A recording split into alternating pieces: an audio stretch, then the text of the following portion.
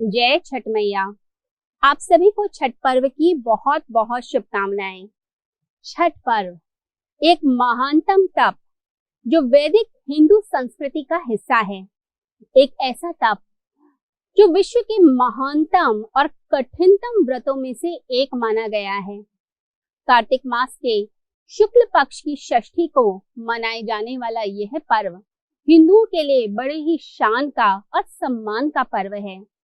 कहते हैं कि इसकी जो शुरुआत है वो है कर्ण ने की थी।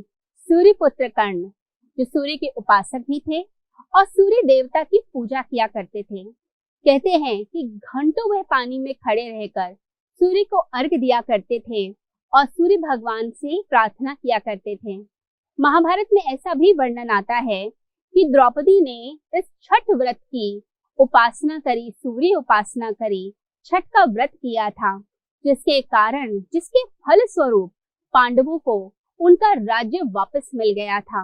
रामायण में भी इस व्रत का उल्लेख है। कहते हैं भगवान श्री राम और माँ सीता जब रावण का वध करके जब अयोध्या वापस आए, तब उस समय उन्होंने ये छठ का व्रत किया था। माता सीता ने 6 दिन तक सूर्य की उपासना की, जिसके कारण जो ब्रह्म दोष था वह उससे उनको मुक्ति प्राप्त हुई। पुराणों में ऐसा भी वर्णन मिलता है कि राजा प्रियव्रत और उनकी पत्नी मालिनी की कोई संतान नहीं थी, तो कश्यप ऋषि ने उनसे कहा कि तुम यज्ञ करो, संतान प्राप्ति का यज्ञ करो। यज्ञ के बाद जो खीर प्रसाद के रूप में मालिनी यानी कि रानी को दी गई, उससे संतान की प्राप्ति तो हुई, परंतु वह जो बालक था वह मृत था। अब राजा जब शमशान की तरफ गया तो रोने लग गया। सोचा मैं बालक के साथ ही अपने प्राण त्याग देता हूँ, अब जीवन का क्या अर्थ रह जाएगा।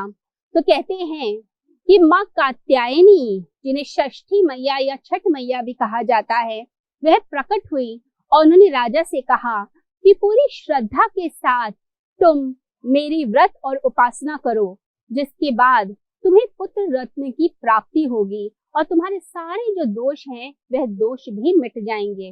तो राजा ने, कहा जाता है, बड़ी श्रद्धा के साथ छठ मैया की उपासना की, जिसके बाद संतान की प्राप्ति हुई।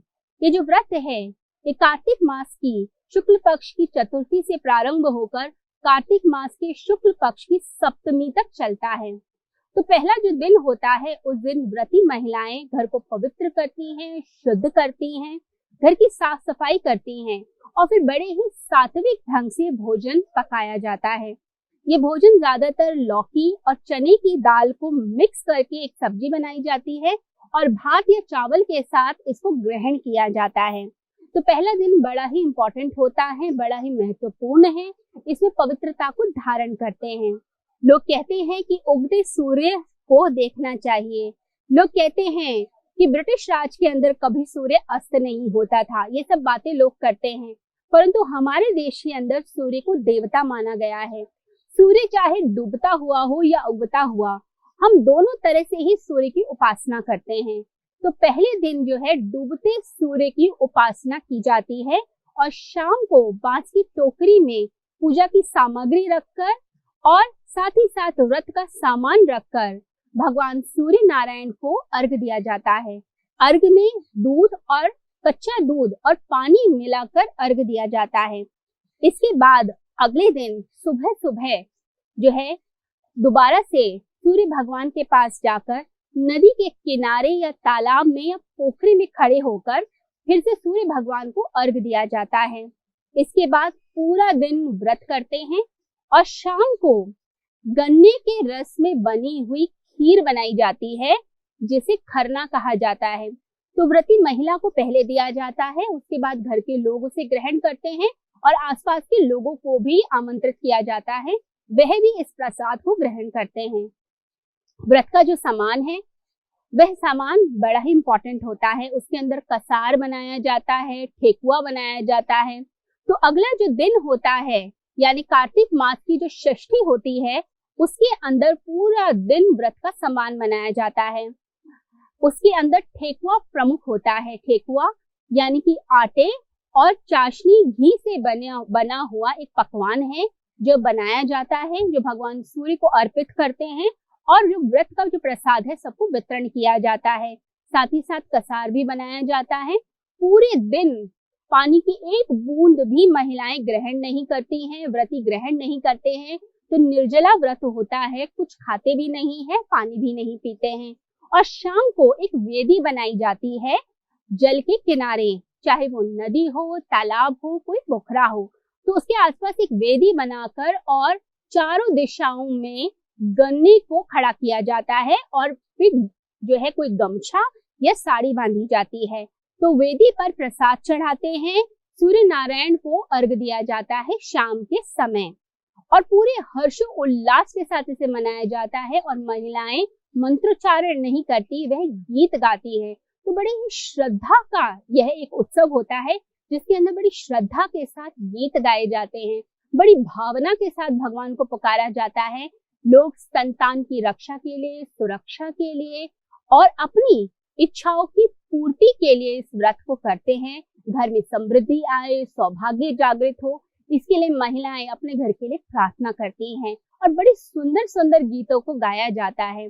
कौन होगा इस संसार में जो मिट्टी और माँ की पुकार पर दौड़ा ना चला आए। तो कहीं भी कोई काम कर रहा है, बड़ी बड़ी सिटीज में लोग काम करते हैं, लेकिन जब छठ का पर्व आता है तो सारे काम छोड़कर वह छठ मैया की उपासना के लिए एकत्रित हो जाते हैं।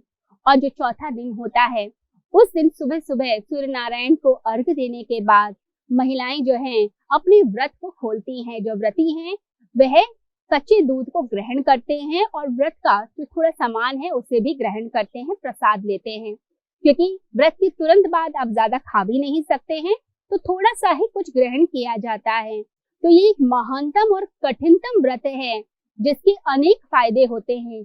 अगर आध्यात्मिक रूप से देखा जाए तो हमारे शरीर के सारे चक्र इस व्रत के बाद जागृत होने लगते हैं। सबसे ज्यादा तो हमारा आज्ञा चक्र जो संकल्प का चक्र होता है। तो इतना संकल्प रखना, अपने परिवार के लिए मंगल कामना करना, दुआएं देना, गीत गाना और पानी की एक बूंद भी ग्रहण न करना, ये हमारे आज्ञा चक्र को जागृत करती है। कहते हैं कि उस समय कुछ ऐसी खगोलीय दशा होती है कि सूर्य की जो अल्ट्रावायलेट रेडिएशंस होती हैं, यानी कि जो पराबैंगनी किरणें होती हैं, वो उस समय ज्यादा हो जाती हैं। तो जब हम पानी में खड़े होकर अर्घ देते हैं तब उस समय उन किरणों के दुष्प्रभाव से हम बचते हैं। साथ ही साथ व्रत के अंदर जो भोजन बनता है, वो सारा भोजन जो होता है वह बहुत कैल्शियम रिच होता है। तो कैल्शियम बॉडी को मिलता है और सूर्य जब उगता है और जब डूबता है उस समय विटामिन डी की मात्रा भी बहुत ज्यादा होती है। तो विटामिन डी शरीर को मिलता है, कैल्शियम बॉडी को मिलता है और साथ ही बॉडी डिटॉक्सिफाई होती है। ये जितने व्रत कराए जाते हैं, तब कराए जाते हैं, इन सभी का साइंटिफिक महत्व है। ये हमारे इमोशंस को प्यूरिफाई करता है, परिवार के सदस्यों को जोड़ता है और सब जगह खुशहाली और उत्सव का माहौल करता है। भगवान करे छठ मैया की कृपा आप सभी के ऊपर बरसे और आप सभी की मनोकामनाएं सब पूर्ण हो। जय छठ मैया।